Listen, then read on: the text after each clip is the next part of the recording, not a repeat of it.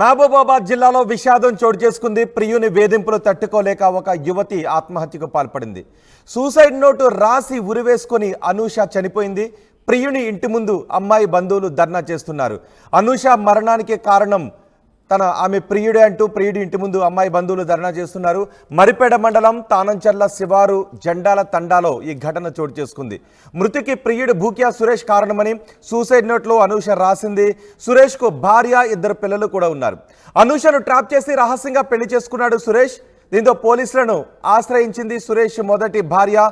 పెద్దల సమక్షంలో పంచాయతీ కూడా జరిగింది. 2 లక్షల రూపాయలు జరిమానా కట్టి అనూషను వదిలిపెడతాను అని సురేష్ మాటిచ్చాడు.